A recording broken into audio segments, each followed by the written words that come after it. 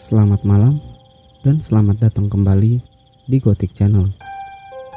Malam hari ini, gua akan membawakan sebuah cerita horor tentang asal mula munculnya Badara Wuhi. Tanpa basa-basi lagi, langsung aja kita masuk ke ceritanya.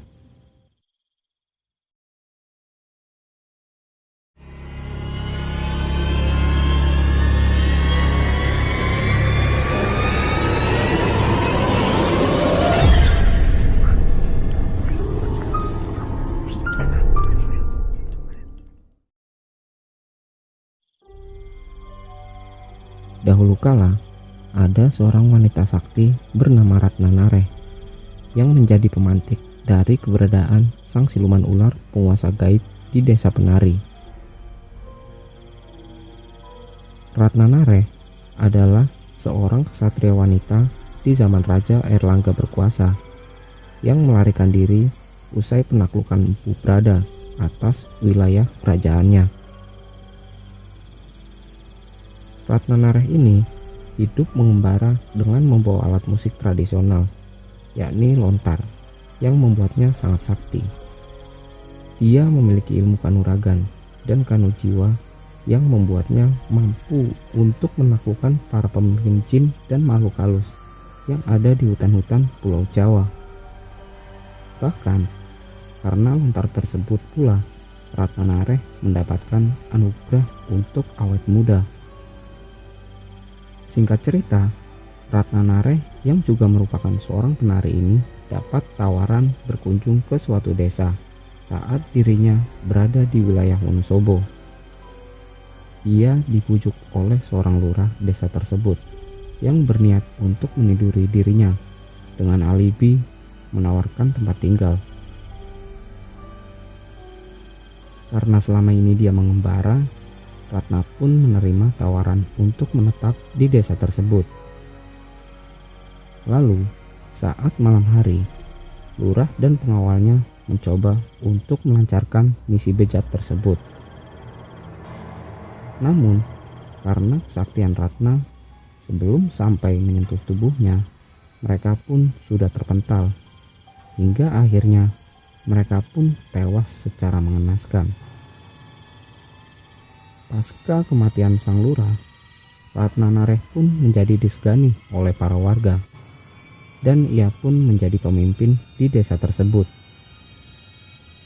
Di desa tersebut terdapat sebuah kolam air atau sendang yang dipercaya oleh warga sekitar sebagai tempat persinggahan Nyi Roro Kidul.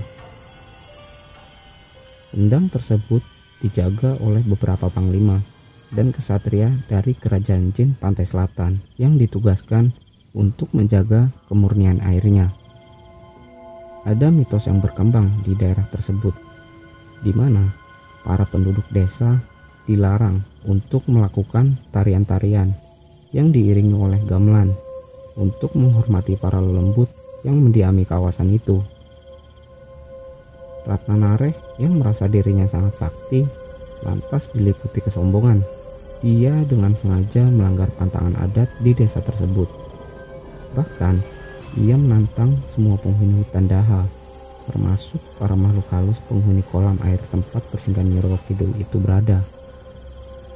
Ratna Nareh dengan sengaja mengadakan pesta besar-besaran dan memaksa gadis-gadis desa untuk ikut menari bersamanya dengan diiringi gamelan untuk mengundang para makhluk halus keluar, dan ia juga sesumbar akan menaklukkan mereka satu persatu. Mendengar kesombongan Ratna Nareh, para makhluk gaib itu pun tidak terima. Mereka mulai berdatangan menyerang Ratna Nareh serta merasuki para penduduk desa yang tak berdosa itu, hingga semuanya pun musnah, termasuk para jin penjaga sendang Ratu Pantai Selatan juga ikut menyerang desa tersebut. Setelah membasmi Ratna Nareh dan seluruh penduduk desa, salah satu jin penjaga sendang yang merasuki seorang penari tak mau keluar dari tubuh gadis itu. Hingga akhirnya sang Ratu Pantai Selatan datang dan menghancurkan jasad penari tersebut. Karena telah melawan perintah Nyi Roro Kidul, Penjaga sendang itu pun kemudian dikutuk menjadi sosok wanita setengah ular, dan dia pun diusir dari kerajaan jin pantai selatan. Karena sudah tak punya tempat tinggal di wilayah itu, ia pun kemudian mengembara dari satu tempat ke tempat lain.